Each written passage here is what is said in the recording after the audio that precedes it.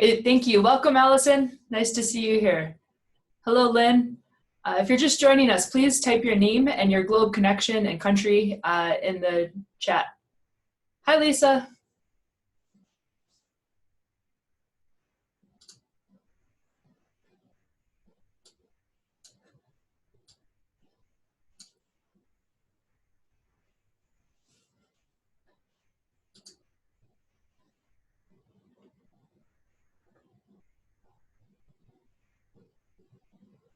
Okay, Mark, are you ready?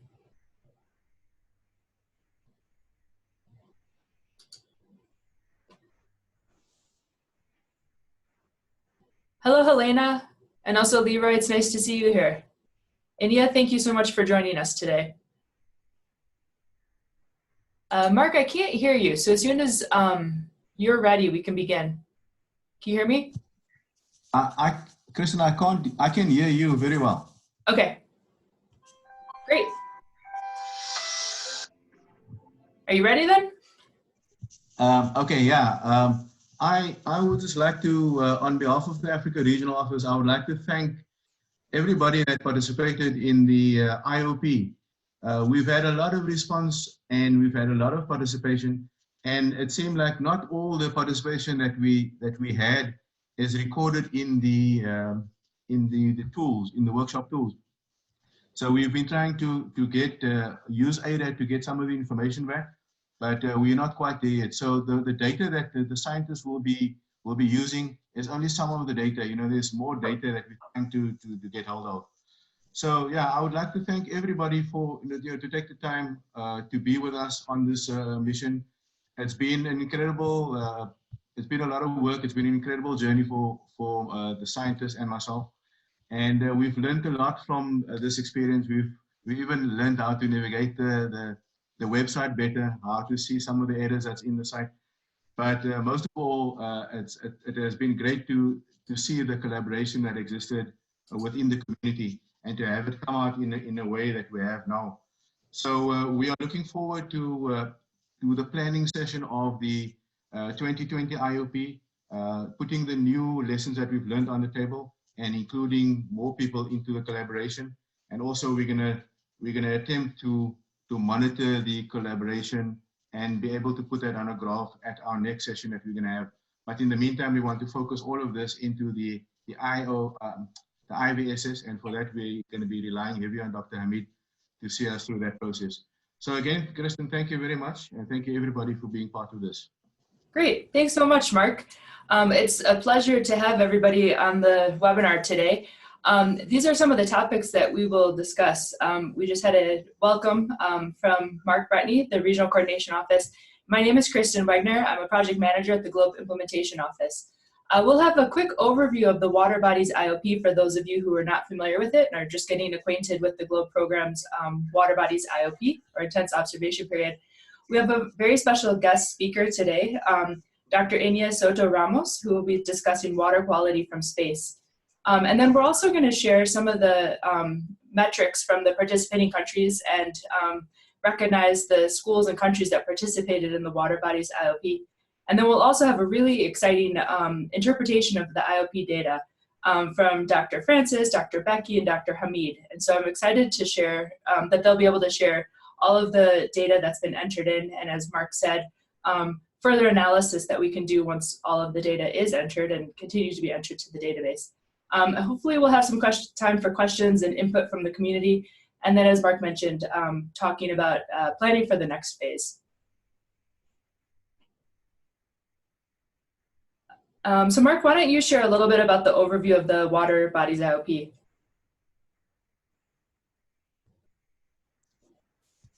Okay, so we've had all the regions participating in the IOP. We selected we selected a couple of parameters, but it wasn't cast in stone, so anybody could use any parameters, and they could piggyback on the bundle protocols, and just so that we can have, in this round, we can have participation. And we've had this participation from all the regions, and well, Hameed, it seemed like you surpassed us. You know, the NINA region had the most participation of all the other countries. in the project. So yeah, so we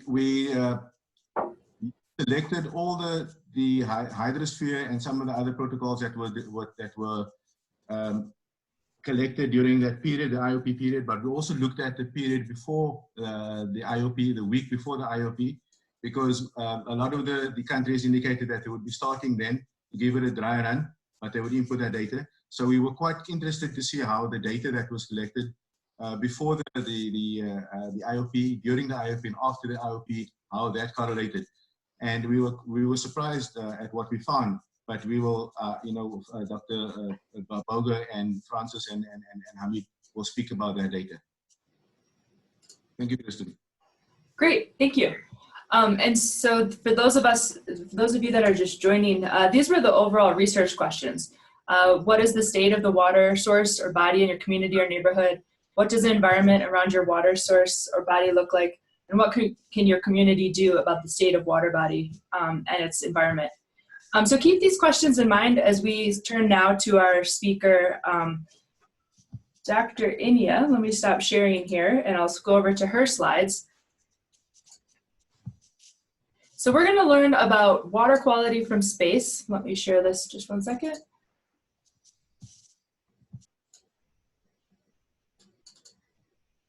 Okay. Good morning, Kristin. Let me know when I can start. Yep, you can start. We hear you great. Okay, thank you so much for the opportunity to be part of the Globe IOP webinar series. It is an honor for me to share a little bit of what I do with this great team. And I'm an oceanographer. I was born in Puerto Rico. And I studied the ocean, not in the very traditional way. I actually studied the ocean from space. You'll see some of my pictures, even that I study from space. I do sometimes go to the field, collect water like you all did during the IOP. And sometimes I do just water quality, just with water. And sometimes I bring some fancy instruments that I'll probably show some pictures later on. So to start with, let's talk a little bit about what's water quality. A basic definition from like Wikipedia will say that water quality is just a term used to characterize a water body based on its properties, chemical, biological, and physical properties. That's a very broad definition. And different researchers and scientists and program managers will define this slightly different, usually depending on their end user. For example, if it's public health, they'll define it by the amount of bacteria or coliforms in the water. For me, I will define it with water clarity or transparency. But in general, we use several parameters like dissolved oxygen, salinity and temperature, pH, nutrients, turbidity, suspended sediments, and chlorophyll. A combination of those give you a better idea of what's the water quality or the state of a water body. It could be a lake, a river, or the ocean. So a combination of those, like you did during the IOP, the collecting some of those parameters, will give you an idea of how healthy is the ecosystem, if it's polluted, if the water is safe to drink. So it's basically an indicator of the healthiness of the ecosystem in terms of public health or in terms of the ecosystem as itself, as the biodiversity, how healthy it is, and how it's producing. There's many ways to characterize this. Some of the ways that I often use, and I'll talk a little bit, just because I studied from space, so I study a lot of the optics of the water. And one of the basic instruments that we use for water quality is a Secchi disc. And I believe you're all familiar with it because it's in the protocols. And that's the first instrument that you'll see is a little white and black disc. And that tells us a little bit how clear is the water. And the one in the bottom is a fancy one to do kind of the same thing, except it gives us a little more information. And it tells how much light is coming in the water and how much light is attenuated in the water column, and that gives us an idea of the amount of particles in the water. However, turbidity itself is only one of the descriptors for water quality. So usually you need other parameters to better describe the water body. Next one. So just a basic overview. So a healthy ecosystem has a balance of photosynthesis and respiration. It has a diverse community of organisms and benthos, and has normal levels of oxygen and light can go through. So submerged aquatic vegetation can thrive. If we have an influx of nutrients that could be from a point or non-point source, by that I mean, for example, a river will be a non-point that is bringing nutrients, or a facility that works with agriculture nearby, it have an input of nutrients that can, that influx of nutrients will, next one, will provide nutrients for a phytoplankton bloom, which in some cases is very important, but if the input of nutrients is too much and the phytoplankton bloom gets to be large, next one. So you can go on this one's a little faster. So yeah, so the phytoplankton bloom, when it goes there, it will create, basically, it will prevent the light to go through. And when it prevents the light to go through, it will start affecting the systems in the bottom, like seagrasses that need the light. And at the same time, when phytoplankton start decaying and microbial decomposition will start, it's gonna reduce the amount of oxygen in the water. And that usually leads to something that you may have heard of hypoxia, or dead zones, like in the Gulf of Mexico. That is usually pretty bad because it will cause a population decline, loss of vegetation, will also change the chemistry of the sediments, will cause erosion and population decline. And at the end, we classify the system as an unhealthy system. I think we can go to the ocean color one now. So for me to study this in space, it's quite interesting, because if the water quality is associated with an input of nutrients and phytoplankton increase and particles in the water, usually the color of the ocean, in my case, I'm studying the ocean, but this applies to rivers or lakes, will change. And you'll see that we always think the ocean is blue, right? But actually, there's many shades of colors in the ocean. It can go from blue in very deep waters with very little amount of particles like phytoplankton or sediment. But as we move to coastal waters, you start seeing more greenish water. Greenish means there's more phytoplankton or little cells that photosynthesize. And if you are nearby a river, you're start gonna get some sediment or color dissolved organic matter. Usually comes in rivers. The very dark photo there, that's a phytoplankton bloom, believe it or not. That's a Carenia brevis bloom in the Gulf of Mexico. And sometimes it can extend for kilometers, and it can cause a lot of damage, health, public issues, damage to population like dolphins and turtles. And the one that looks like dark patches, those are oil spills, which can also affect the water quality and the healthiness of the ecosystem. The pinkish one is a foam, it's a phytoplankton bloom too that causes this foam. And the last one, lightly greenish, is sargassum.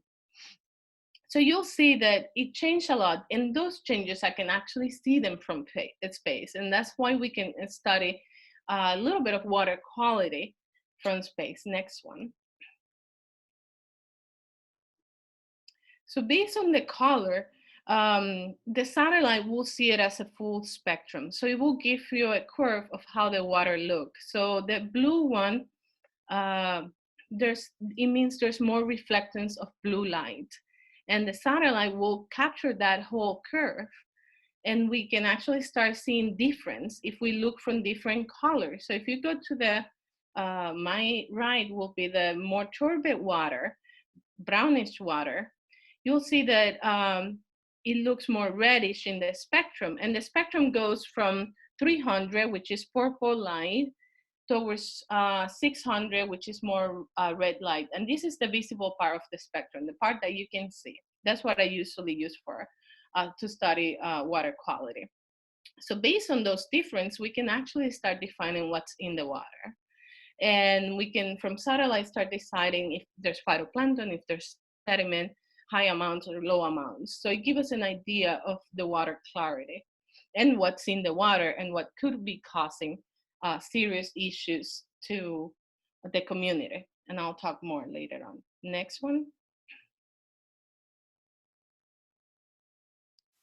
So this is just a little example of how the satellite works. For ocean color, no, this is not all satellite remote sensing. For ocean colors, we use the visible part of the spectrum. It's a passive satellite. So we need the sunlight. So we'll only have images during the day and days that are free of clouds.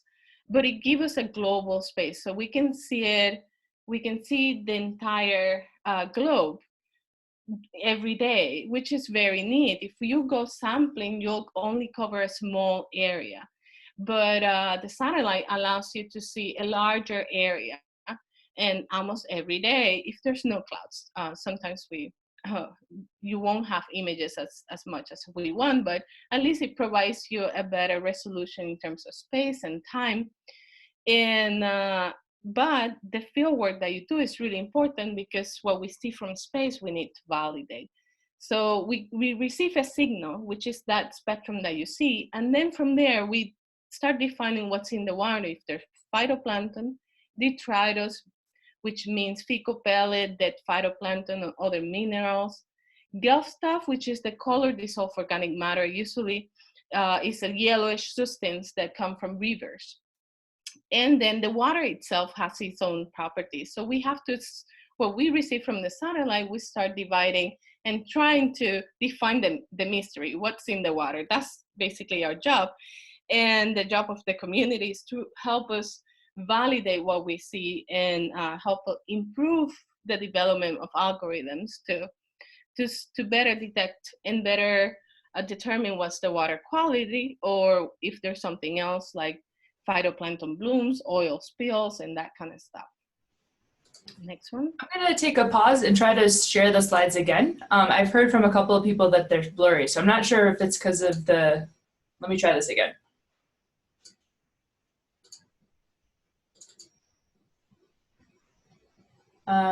Is that better? I can see them. They're a little, they're not as high quality as the one that I can see on my computer. Yeah, I think it's because they're PDF. I'll try to, yeah. It's better now. Okay, thank you.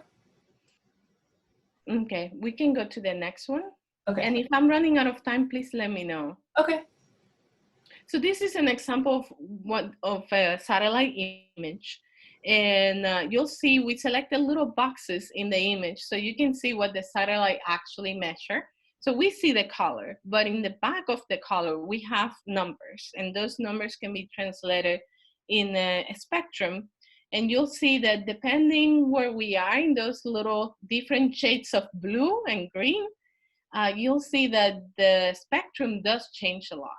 And that's what we actually use to determine or create algorithms to define harmful algal blooms or phytoplankton blooms from healthy or not healthy or harmful, and sediments in the water, turbidity. So those are the numbers that we actually use for the different algorithms. Next one. And yeah, the letters are a little blurry. I can share something better with you later on.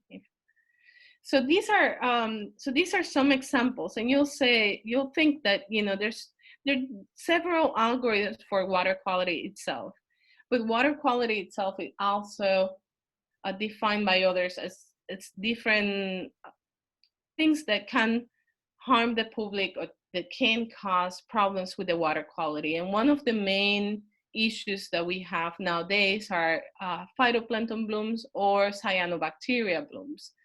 And those ones are seen usually in very nice greenish from space, and we can have algorithms to detect them. This is a neat program. It's called Cyan.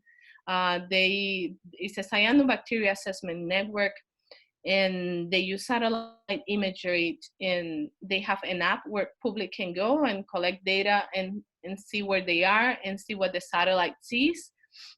and it actually provides data for validation of what the satellite is observing, and at the same time provides a public a service. So this is an example of how water quality can be affected, usually for in cyanobacteria blooms or phytoplankton. Next one. I especially look at harmful algal blooms from space caused by phytoplankton. This one is Carenia brevis. It's a common harmful algal bloom in the Gulf of Mexico.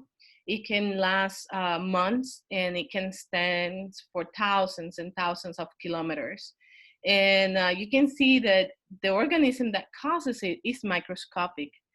And then it causes large mortality that we can see in the beach.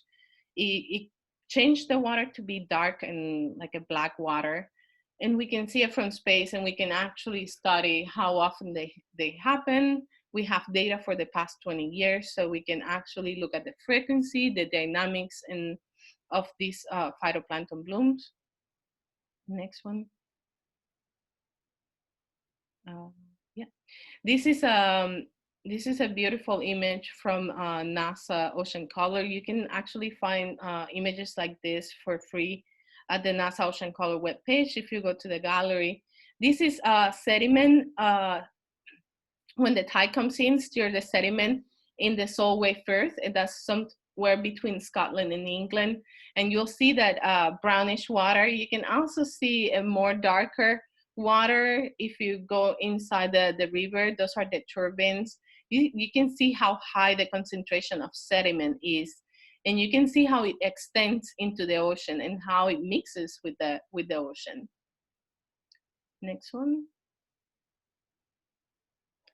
This a beautiful image was taken after the Hurricane Durian, and that's the east coast of United States. And if you focus between Florida, North Carolina, and the Bahamas, you'll see that nice turquoise, bluish colors, and those are part of the suspended sediments that the resuspension of sediments after the hurricane. So you can see how it extends all the way, hundreds of kilometers from the East Coast. And so it kind of it gives us an idea of how water quality changes after specific events like hurricanes. And that's very, very important. It's something that sometimes we cannot see if we just go sampling. So the satellite gives us a better perspective of some of the changes in the water quality. You can go to the next one. So the next one is a little bit of work that I did in the Mesoamerican Barrier Reef. And we use imagery to characterize how rivers are connected to some of the reefs in the Mesoamerican Barrier Reef. If you look at the greenish color, this is a chlorophyll image. So it means there's more phytoplankton in the water. And you'll see the greenish waters going all the way from Honduras all the way to Belize. And the one on the left is just a normal day, and the one on the right is after a hurricane. So we actually look at 15 years, I believe, of imagery, and we characterize how many times the reefs are impacted by local rivers from Honduras or Belize, and how far these plumes of particles, which could be phytoplankton and other small other particles like sediment, reach the reef in that area. And it shows us how connected we are in terms of the ocean doesn't have barriers. So things that are happening in Honduras can affect reef in Belize, and the same goes around the globe. And next one. So the last slide is just an example of how citizen science can be used to create algorithms from space. This data was collected by the actual retired Maryland State Senator, Bernie Fowler. He went to the same area in the Patuxent River in Chesapeake Bay, east coast of United States. He went since 1988 with his white sneaker or shoes, put them in the water, and measure the depth that he can stop seeing those shoes. So basically, it's like the Seki disc. So he goes in the water, and he stops where he doesn't see the shoes anymore and take the depth. That can be converted to the turbidity in the water. And we had an intern that actually used all that data, converted it, and created an algorithm for water clarity in the Chesapeake Bay. And that's the image that you see on the other side. So this is a good example of how important the citizen data is and how useful it can be to use for interpretation of the satellite imagery that can be used globally. And I think I'll stop there. Thank you so much. If you have any questions, please let me know. Okay, dokie. Dr. Ramos, thank you very much for taking time out to be with us on the session. Thank you for a very informative presentation. We have requested that people send in their questions, and we will address them as they come in. We will try and have a window for actual question asking, but if we don't, then we'll send these questions on to you. Maybe you can answer at a later stage. So Perfect. Thank you. Thank you. And earlier on, we were supposed to have Dr. Francis on, but we lost him in the attendees register, but now he's on the panelist. So I'm going to hand over to Dr. Francis.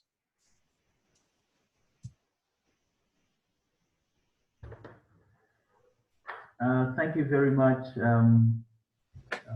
Matt and the rest of the panelists. Somehow I thought Kristin had handled the part that I was supposed to handle. But I could still add and say that this IOP just tells us to be aware. I think it's the most important thing that we must understand the water systems around us. I look at it as a form of awareness that precedes water body management or water resources elsewhere in the world. We are fully aware of the scarcity of water, especially on the African continent. And as I speak, some places where I stay here in Pretoria, we are under water rationing. If you remember very well, in Detroit, we met with a gentleman who was so concerned about the water in Burkina Faso and those parts of West Africa. So the IOP comes in at a time where we can actually create awareness, at the same time educate, especially the young ones. Now, on the research questions, as highlighted briefly by Kristin, we thought that it's a form of going forward, especially for the few who want to engage into the International Virtual Science Fair. We thought that if we can look at the water source body in our community using the protocols as we chose on the 3 that we worked on, but of course we're open that anybody can still pursue the other protocols and generate knowledge. And then on the second question, we emphasize that, how does your water source body look like? And we had encouraged the use of a land cover app to explain especially the land uses around these water bodies, because it is part of the environs that make the water body look or even act as it seems to act. And the Observer app comes in handy at that point. But beyond us explaining what the water source looks like, at least we can contribute towards the getting information for the land cover, also getting information if at all there are trees around the water body, so that we can take record of the water, the trees. And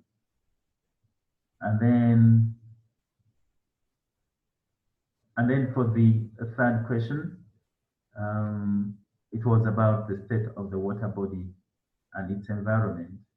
And this begs to involve now the community, asking the scientists, asking the students, asking the teachers to think more about how can they engage the community in the question of managing the water body for that specific place.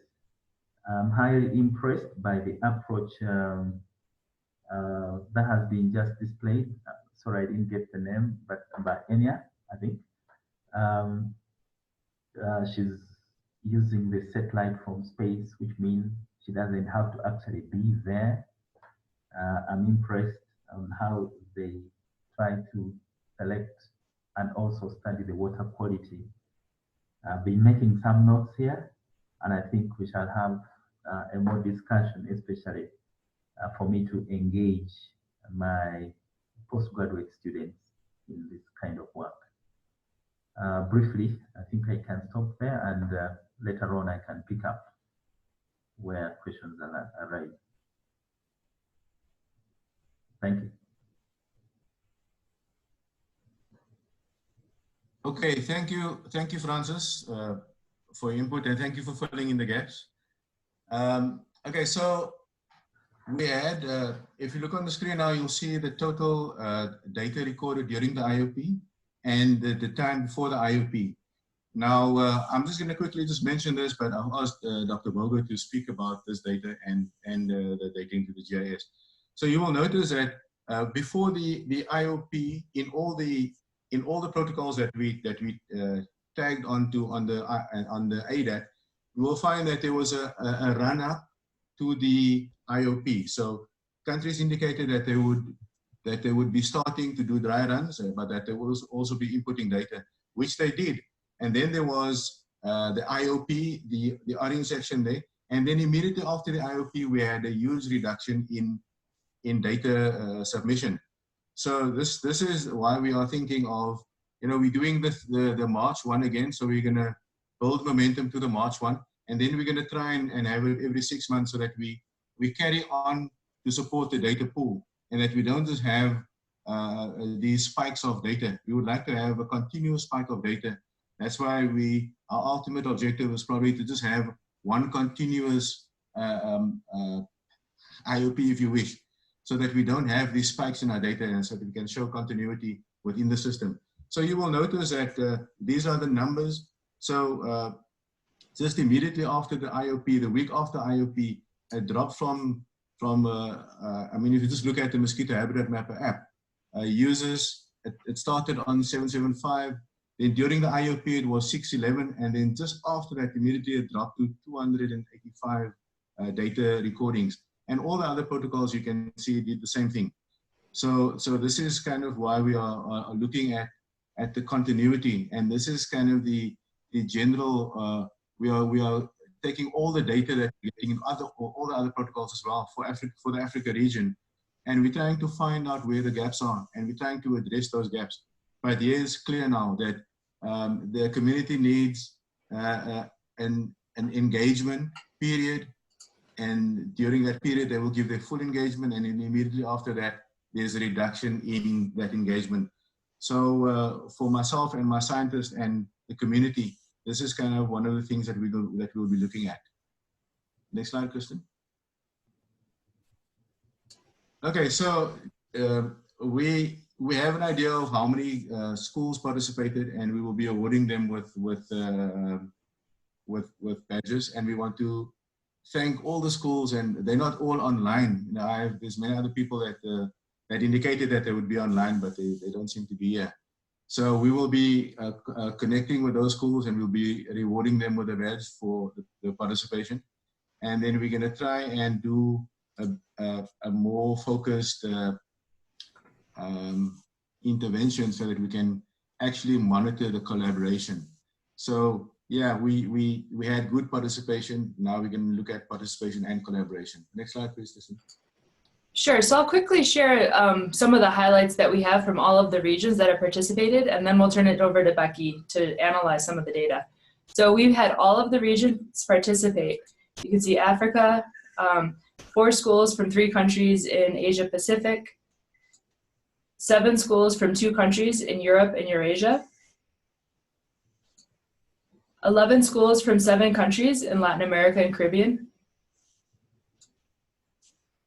18 schools from 2 countries in the NENA region, and 13 schools from the United States in the North America region.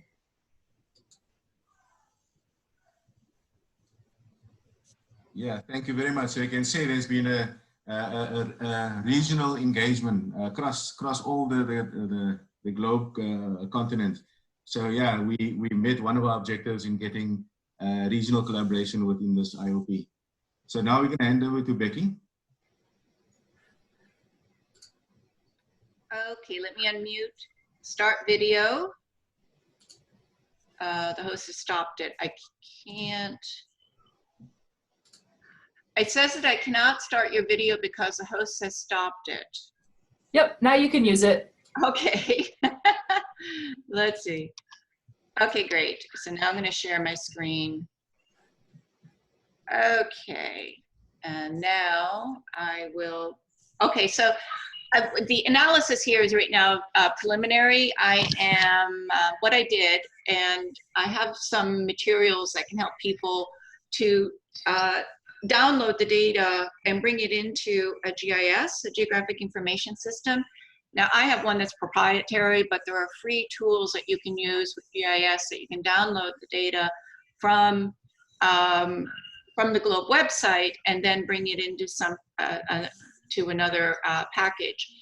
I can share this with you. At another presentation, I showed how to download the data using the Mosquito app data, and then how to bring it in.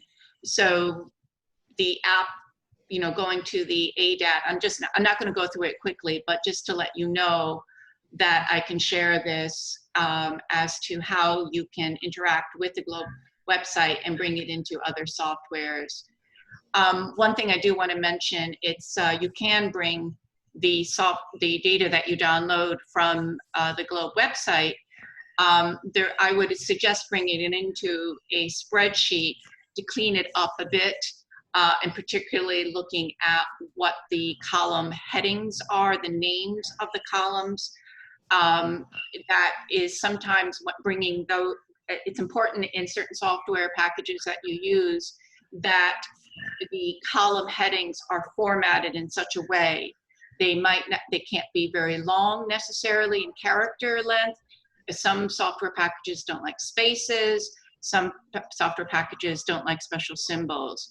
So I would suggest for students to bring it into a spreadsheet, such as a package such as Excel, and there are others, to clean it up and then bring it in. What I'm going to show you is using the ArcGIS products. Now, there are free versions of these as well, an online version. So it does require that you have a good internet connection. And again, there are other software packages that are free desktop versions, such as QGIS, which is very good. So this presentation, and I'm not going to go through step by step, but just to let you know that I can share this with you if you're interested to learn more how to do it with your students, or for yourself for that matter, if you're new to the world of GIS. So when I downloaded the data from ADAT, also, I first tried to download different protocols in 5 at a time. You're allowed maximum 5 at a time. I found that there were formatting issues. So I'll talk with, that can cause a bit of frustration if you're not familiar with working with different interfaces. And I'll talk to Travis at Globe headquarters to see if what might be what was the problem that I was encountering. So I downloaded the, for the time period of the event, the event that you hosted, and then individually brought them into GIS. So here is just everything. I don't think I've done turbidity yet, showing the different data sets and some different color coding, which may be confusing at first, and we can zoom in to a certain locality. Let's go to the Near East. And for instance, showing the pH here, where there were higher values. I have the labels here. And so students at this stage, or what I'm doing, and I'm at the stage and not necessarily analyzing it per se, I'm at the exploratory phase of seeing, hey, what's going on here? Let me look at it in different ways. Let me color code it in different ways, classify it, see what relationships there may be between pH and alkalinity. So these tools and mapping tools and looking at this allow some, great exploration. You can then open it up in the attribute table, essentially the spreadsheet, to select something and see what it looks like in the table. You can then make graphs and charts and so on. So just to show you some of them, here's just looking at alkalinity and whether the water body is in a dry, flooded, frozen zone. Find out which regions entered the alkalinity data. Let me go here and see if they have any, which schools had greater alkalinity values. And say, why do certain places in the world have higher alkalinity than others? Well, maybe let's look at what the underlying geology. And what's lovely about GIS is then you can then do some searches for different types of data sets and for a particular part of the world. I'm just going to do geology.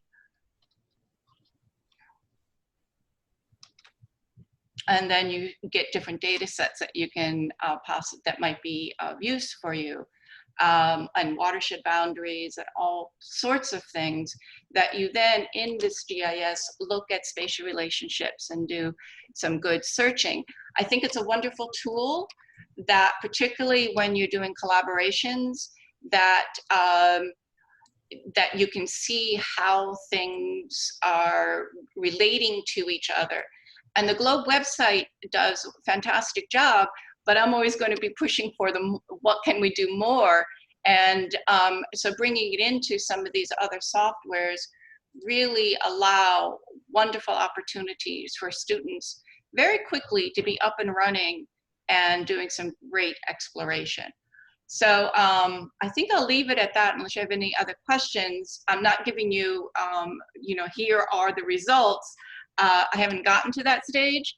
I am just showing ways that maybe, and that students and the researcher, I mean, this is how researchers, or at least my type of research I would do in looking at these spatial patterns. And then, and talking with the previous speaker, within the context of GIS, you can also then bring in remote sensing, such as what this base map is showing. And you can start, students can even start exploring connections with the satellite imagery, with the data that they're collecting. And, and with the spreadsheet, you work together with maps and spreadsheet. You can do all sorts of analysis with the spreadsheet, looking at averages, standard deviation, and so on. Working together with spreadsheet and mapping tools. So anyway, that's what I have for now, and I look forward to see what students, and I can certainly help in the terms of if there are questions on how to use GIS technologies for student research. Thank you. Okay, thank you, Dr. Sharing. for that wonderful presentation. Becky, maybe you can just share the ArcGIS, the free version of the ArcGIS site with the rest of the people.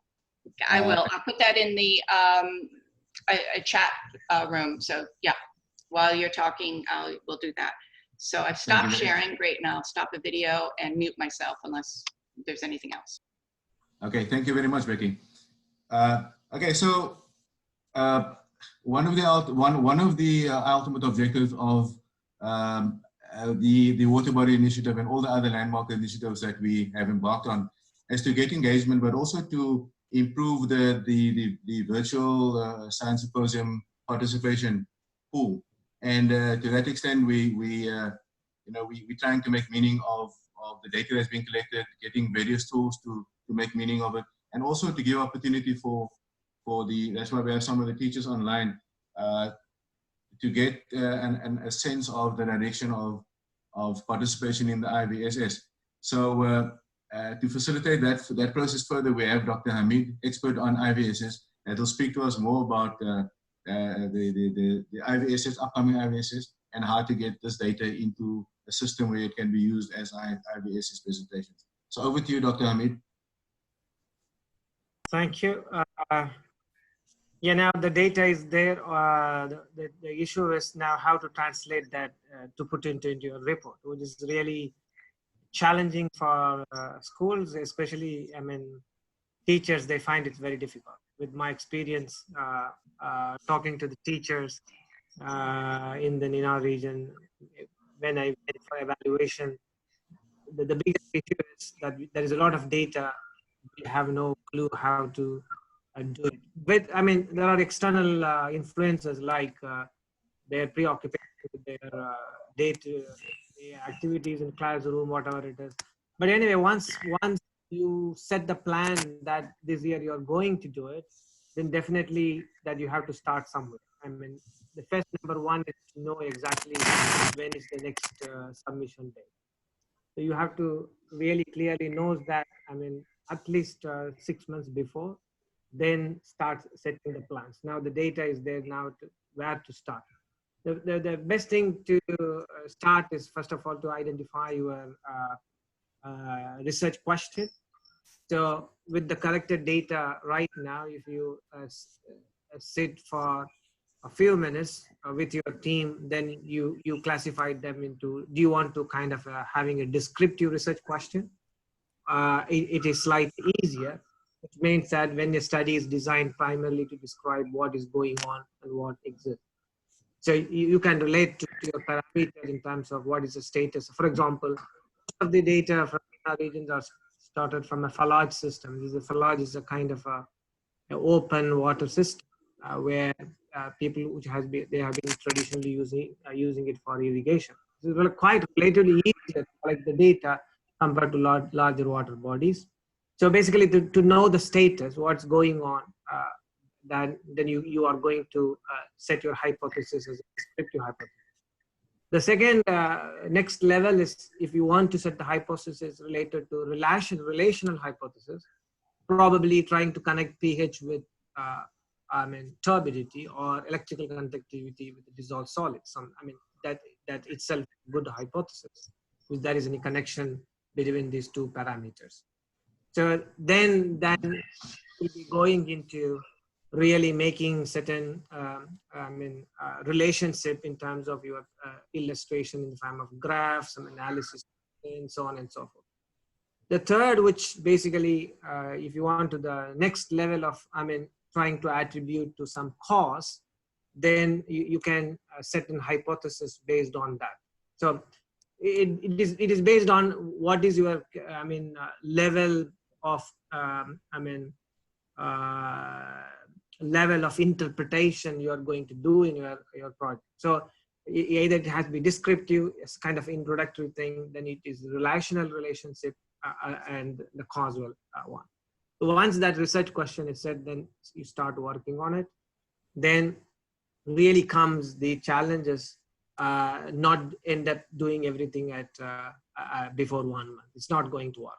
So the thing is that we have to set kind of every week from the deadline, then the abstract, then move on to the introduction. Then the most difficult one is interpreting your results, and the results and discussion part takes quite a period of time. So then you have to finish one by one, then and when you are ready to submit before a week, then you basically submit.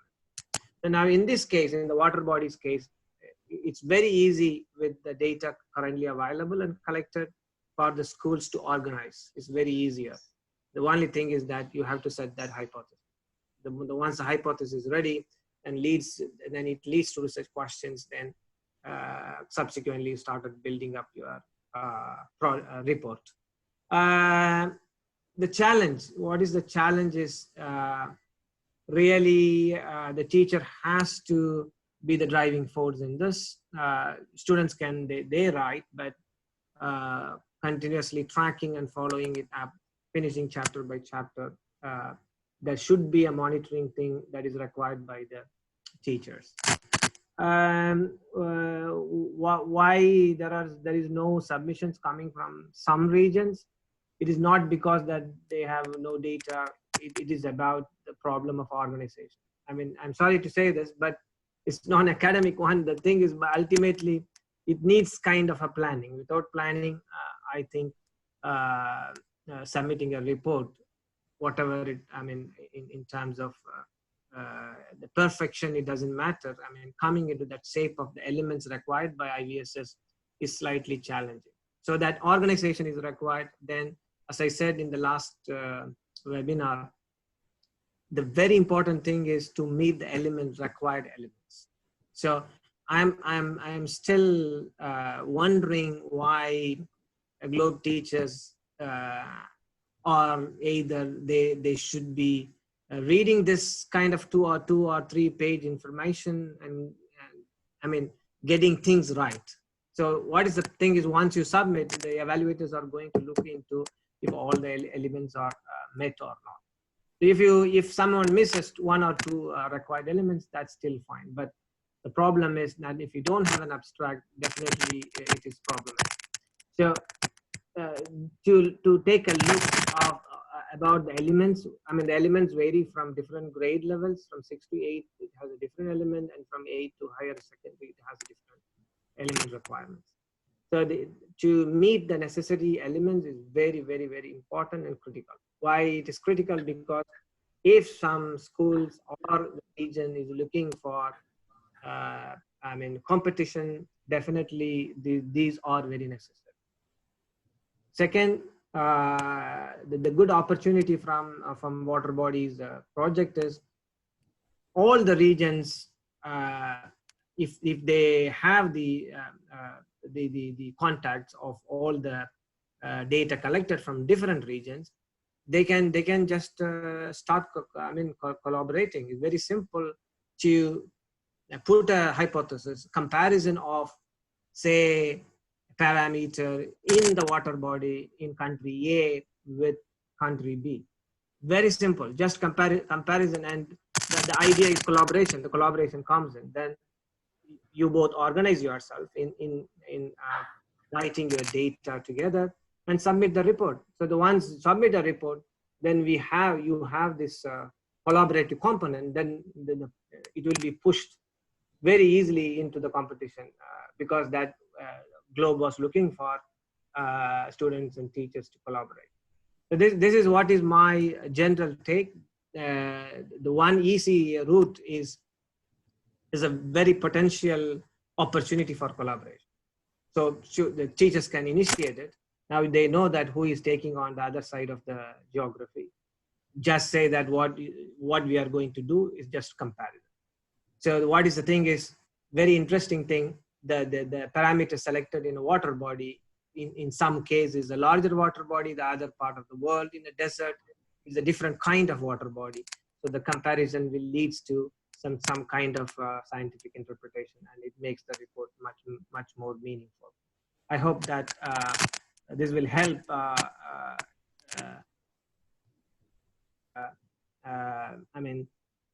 encourage the people to submit the IVSS project from the data collected from these IO. Thank you.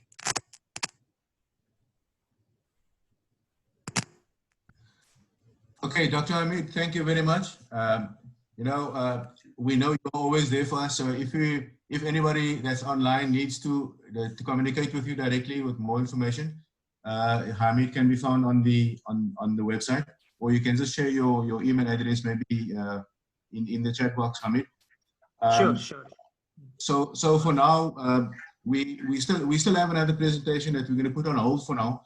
But we're going to ask for some questions from the community. Is there any feedback from the community? Any questions you wish to ask? We have Dr. Ramos on the line. We have Hameed and Dr. Francis on the line. And so is there any questions from the community on this webinar? Just feel free to ask. But you have to unmute, of course.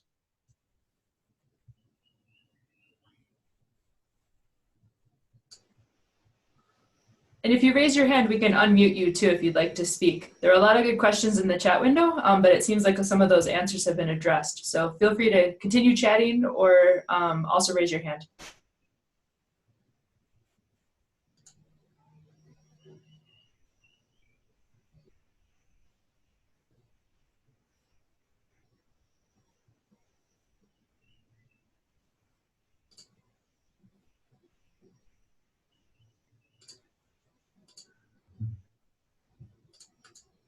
My first question actually is for Dr. Inya. Maybe after you've seen all of the data that the GLOBE students have collected for the water bodies, what advice do you have for the schools and the countries that are looking to use some of this data for their research? I think it's fantastic. I was very impressed. I think this should continue. That give you an idea of how things are changing. And I think you guys are in the right way. I think GIS is the first tools to kind of visualize this and start looking at the data and see, maybe identify regions that are a concern and maybe focus some of the future IOP or intense sampling in those regions. I think you guys are doing pretty good. And this is going to be beautiful if you can at least have a little more data to start seeing patterns in those regions. And at the moment, I think it's just start exploring the data as you're doing in ArcGIS. There's a lot of free software that you can use and the students can use and start exploring the data. And I think you have a lot of parameters that you can start looking at relationships and how one interact with others. So it provides great tools for science and teaching and the students engaging on how these parameters are used to understand the ecosystem. So I think you guys are doing great.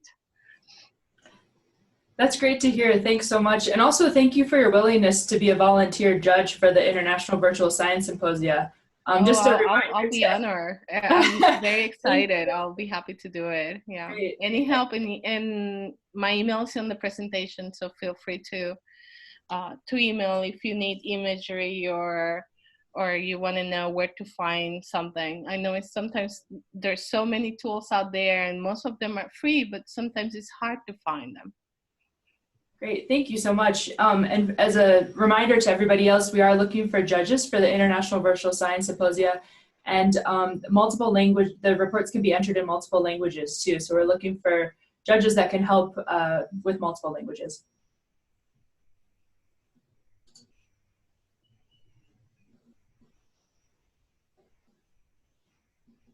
Okay, so if there's no more questions, thank you everybody for your time. I just want to share a final word. We engaged local government in our town. Biomonitoring is a local government function, and as a result of our results here in the Ramos River, the municipality actually opened the mouth that leads into the water, into the ocean. So now we have good clean water in the Ramos River again. So that's just an application of the data that's being collected here in this region. So thank you very much for your time. Thank you for your input. Thank you for your contribution. Thank you for your participation. We look forward to seeing you on the next webinar. We're going to schedule another one for the 2020 March, and then we'll share some more information with you. So Kristin, Listen, everybody on the line, Lynn, everybody that supports the Africa region and the Water Body Project. Thank you very, very much. Congratulations, Mark and team. It's been fantastic to see all of this come together, and this is a really exciting initiative. So thank you for leading it. Okay, thank you. Everybody have a good evening, day, night, afternoon. Goodbye. Okay, goodbye. Bye, everybody.